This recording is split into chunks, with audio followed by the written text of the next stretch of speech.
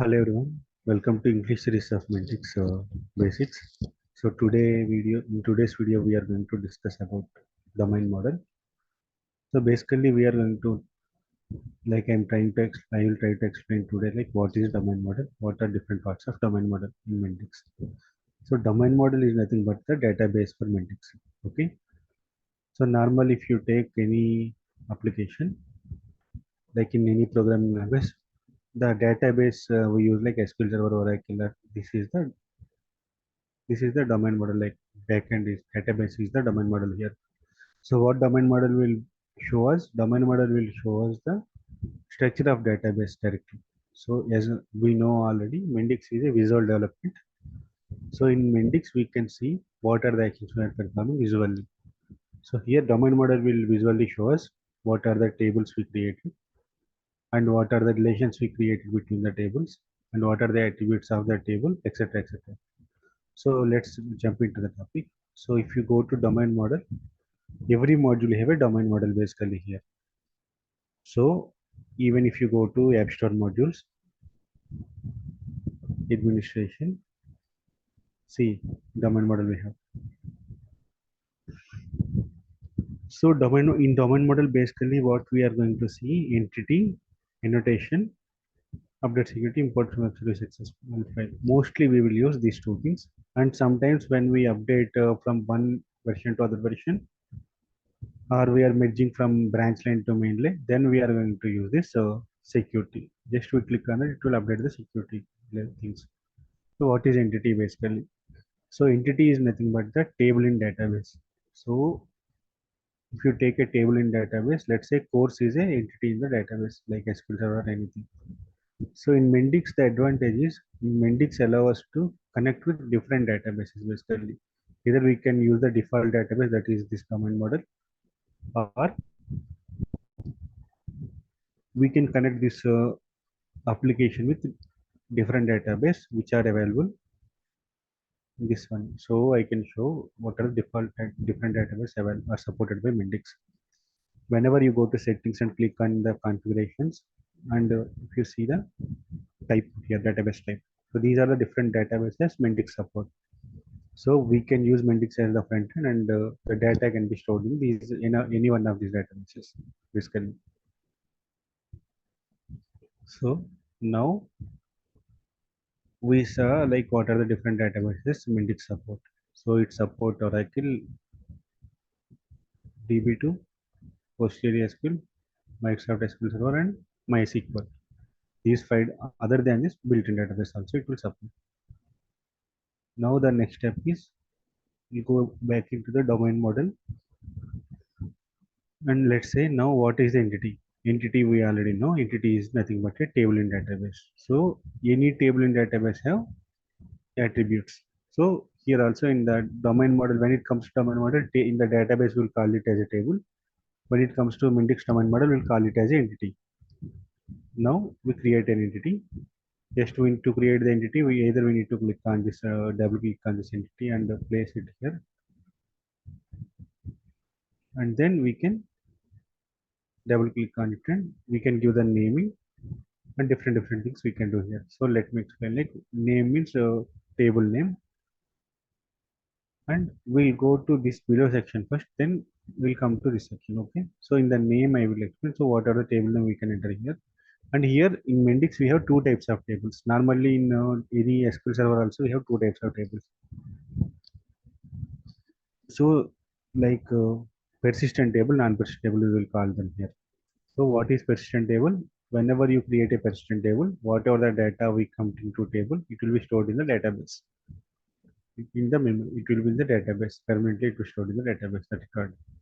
But when you select as a persistable no, it will become a non-persistent table. Then the data will store in the runtime memory. It is available for particular transaction or particular session.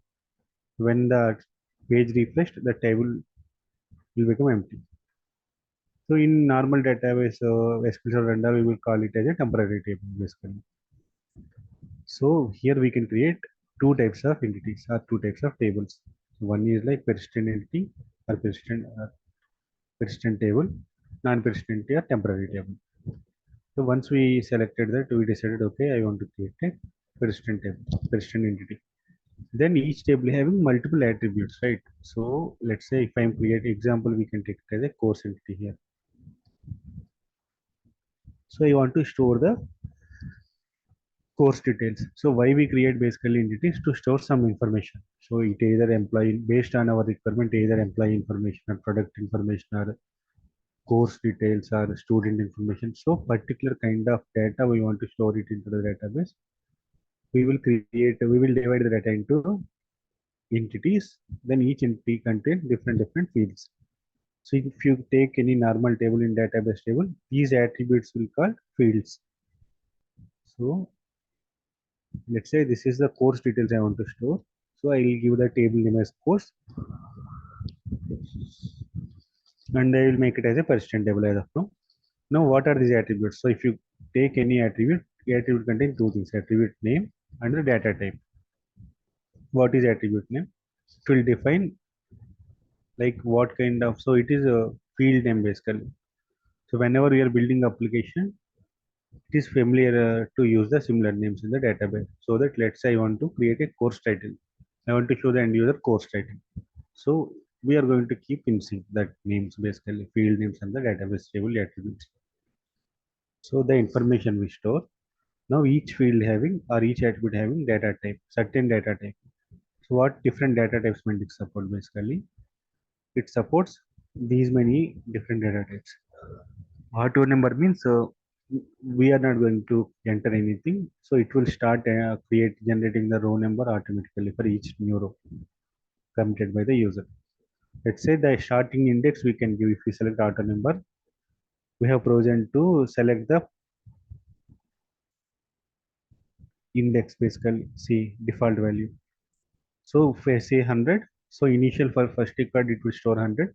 Then next record onwards it will keep on increasing 111. So 101, 102, 103, so on, it will increase. That is the auto number attribute.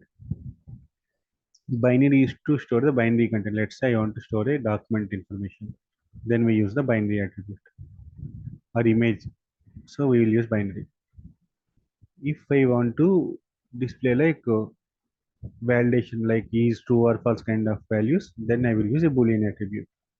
Then if I want to store date of birth or creation, date of creation, something like that, birth date or employee join date, this kind of date time values will store in the date and time. And now let's say I want to show some discount. So 5% or 2% or 6.5% is the interest. So let's say I'm creating a insurance application. In that I want to store the discount provided by the provider, service provider. So there the discount will be like 7.5% on the total value. So that kind of decimals we will store using decimal. Enumeration is like so in the enumeration is specific term index. Let's say normally we have a multiple values we want to map it to single field. So normally let's say some static values I want to store in an attribute. So one of the static value will be displayed by the user. So example I can say here course category. If you take a course category, there are two course categories, software, hardware. Similarly, if you take a mm,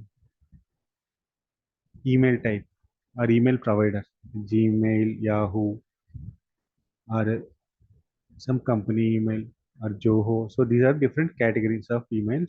Which category you want to create your email ID? In that case, user need to. These are the static values. They are not going to change. In that case, to display those kind of values, we will use a enum. So out of one of this type, user can select the value. Out of this given values, user is going to select one value in the runtime. This I will show in the example. But as of now, that is the enum. And here for each field, we have an option to set the default value.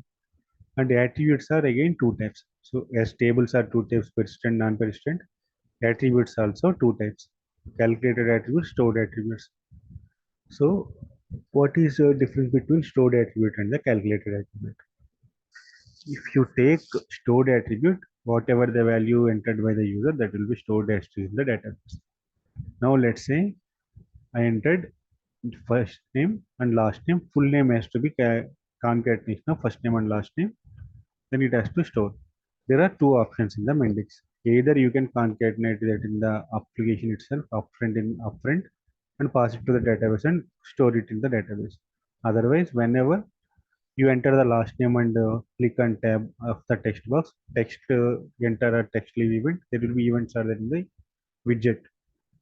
So in that widget on change event, we can generate the full name using the calculated attribute. So in calculated attribute, how we will see these are the options. So it will pass the whatever the entity we are passing that object with values it will pass to this one if required.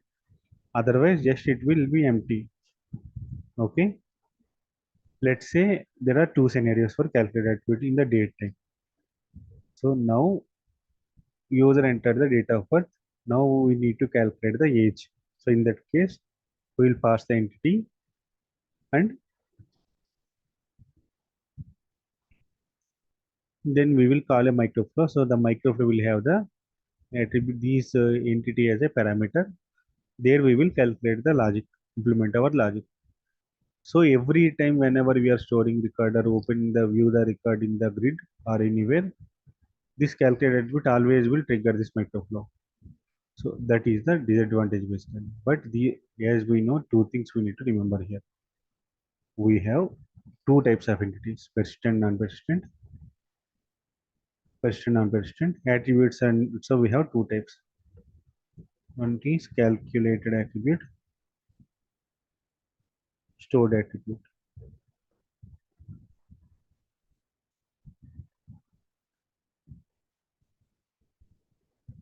Okay.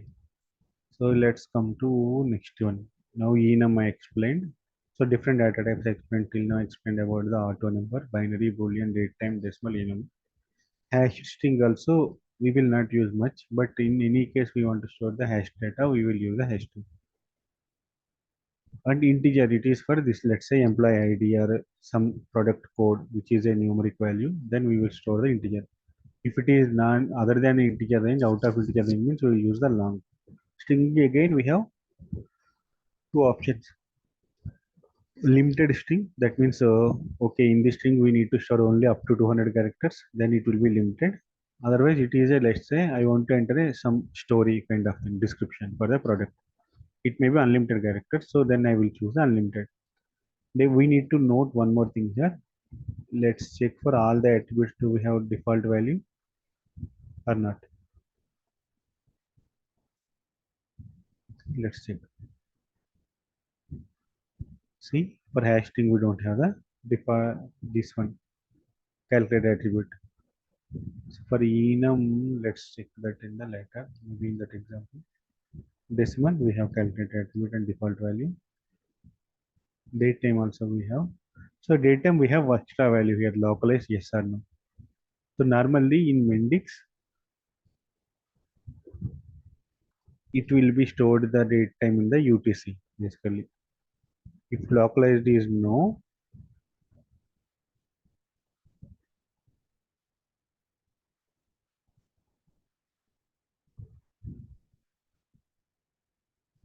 then it will store it in the UTC. If localized yes means it will store it in the server time basically. Application will be deployed some server, right? The server time it will take. And Boolean, it will support again calculated attribute this one, binary. So binary also we don't have hash string and binary we not support the calculated, even auto number also. Now let's come to enum. Enum support calculated attribute. Yes, it has default value also. So out of all the data types, except auto number, binary and hash string, remaining all attributes will have the calculated attribute type. Okay, this is the point to remember regarding attributes. Now, what are the system members? What's the difference between system member and the attribute? These are also attributes only, but the difference is in Mendix. When we select these attributes, Mendix itself will store these values. Like let's say whenever user creating record first time, whoever the logged in user, that user ID will store as owner. And the date of creation, like when we created the record first time, that will be the created date. Now in subsequent value, subsequent days, maybe let's say I created employee with employee id 1, and the I logged in as admin 1, and I'm creating employee on 26th July. So now in the owner it will store admin 1, and that's created it 26th July 2023. Now let's say tomorrow I came back to this table, I modified the course again as a admin 2 or a user 2 or manager 2, based on the name. So that changed by, let's say I changed it as a manager or trainer. So then what happens, my changed by will be the changer, changed by is the manager 1, and change date is 27 July. Let's say a day after tomorrow again I came back, I modified the course title to again course for title 234. Initially it is course 1, course 1 to I change it to course 123. Now course 1232 I am changing course title to 234. This is the third iteration basically. Now what happened previously in the changed fields, changed by is manager 1, change date is 27 July. On 28th July, if I modify the same course title, but I am modifying it as a trainer 1. Now manager 1 will be replaced with trainer 1 in the change by field, and in the change date field, the 27 will be replaced with 28th July. But the owner and create date are never going to change. That is about the system members. This will be auto handled by the Mendix. No need to do anything related to these things. Whereas if you take any normal data, normal application, right? These things user needs to take care. Like they need to create a field and they need to save these values every time. So that is one advantage we have here. Now when it comes to associations. So in Mendix we have five types I can say associations. So what are the five types associations? I will say. So one to one, one to many,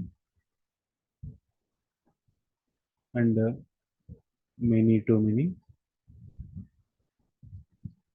and self association, and inter intramodule association. So what is one to one? So let's say there are two tables are there. Okay, let me close. So whenever two tables, so we have a relation between two, we want to create a relation between two tables, we use association matrix. Example, we can say in normal database, I created a employee table and department table. I will add the foreign key in the primary table. So that then what happens? Department ID, I will store it as a foreign key in the employee table. The employee belongs to particular department. So to store the department information, list of value like entering all the department values in the employee table, we will normalize the database and we'll split the data into two tables, employee table, department table.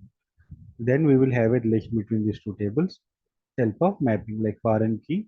So the department is the primary key in the department table, which becomes foreign key in the employee table. Like that, we will have a relation between these two tables.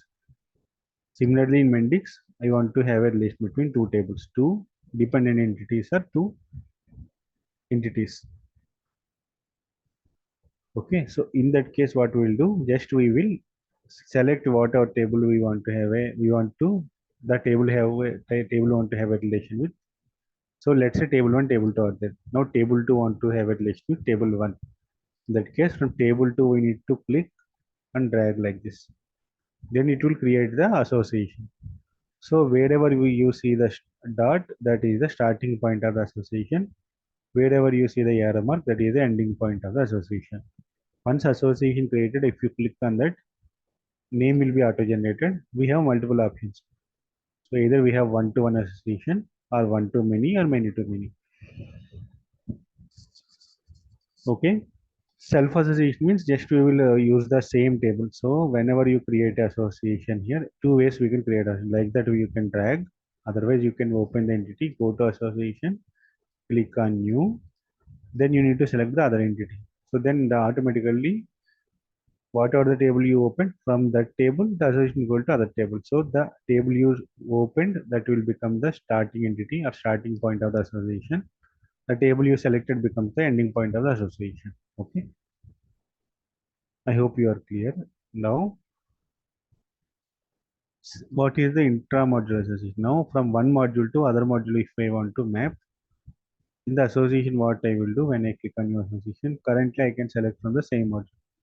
I have option to select from the other module also. Then it will be between the modules association, inter-module association. Okay. If the association is between the two modules, then intermodule association. Self-association means we are going to associate with the same table. Just we are going when creating new association, we will select the same table as the other table. Child. The table where the association start will become the parent. The table where the association will become child. Okay.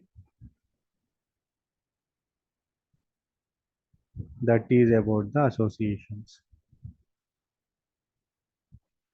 Now let's come to generalization. So let's say in Mendix we want to use the inheritance value. So let's say I want to store the in image value. So instead of creating every time image entity, I can reuse the existing image entity and I can store the images there. That is inheritance logic basically in the Mendix. That is called generalization. So if an example I can show like control G. So control G, like, there are shortcuts in the Mendix.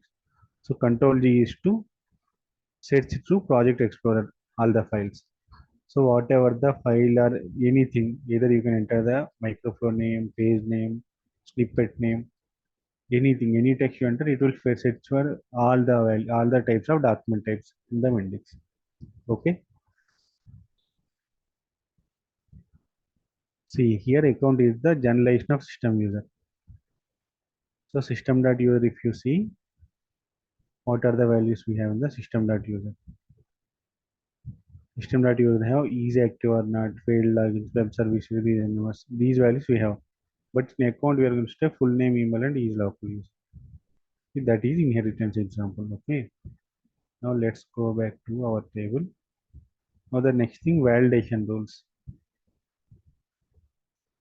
Validation rules like database level itself, I can restrict like I cannot enter the record if this criteria not met. I will say course title required. So if I try to see, then I created a page for this course entity. Then I will try to store the data. While storing the data, I will not give the course title. And I click on save. Then what happened? Whatever the error message, so as we gave it in the validation rule like it required field, then whatever the error message we give, it can be returned to the end user. That is the purpose. Even in the validations, we can perform different types of validations.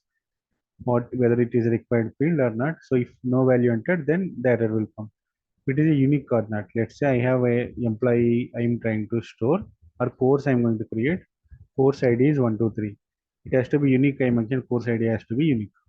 So again, I'm creating course ID with 123, but title is previously XYZ. Now I ABC I'm doing course title. Still, it will not agree. It will give the error unique things. So equals again we need to give condition. So that is for equals. So then range. So if the value between this time, then only allow. So let's say I'm going to store the course title course record. Then I'm going to check course ID is less than between 100 and 200, then only you enter the course title. Only 200 records allowed. So between that one only you can do that. Now again range you give maximum length. Regular expression like for emails you will use the regular expression. The format is wrong, then it will give the error. Similarly, maximum length. If the field length is, let's say I'm giving the maximum length is 10 characters I gave, but I entered in the course title 15 characters, then it will give the error. That is for the validation rules basically. Event handlers. So every entity have multiple event handlers. So which can be performed either before the creation of the object, or commit of the object, or delete of the object, or rollback of the object. So how event handlers will work? If you select before handler and let's say commit, here we need to we need to map this event handler to one microflow. Whenever you are performing the commit action, so before commit we have this event handler. So what it will do? It will pass that to whatever the object we are storing or performing action, the object will pass to this microflow. Then what happens? They will validate the microflow, or they will validate the object in the microflow, and accordingly they decide whether they can want to proceed with transaction or they want to cancel the transaction. Okay. So let's say I'm creating a course. Before creating the course, I want to see there should be one trainer at least for this available before creating course. So then if the course trainer is there, then I can proceed with the course creation. Otherwise, I need to drop. That is the example. So before and after. Before means before this execution it will happen. After means after this thing. So event handlers also I covered. Now indexes. Index nothing but the page number. So in any database you take, index are the page numbers and all they will say. Index basically we use for search functionality to improve the search functionality. So here while clicking on the indexes, we have an option like what are the available attributes and what are the index attributes. Okay, like that we will select.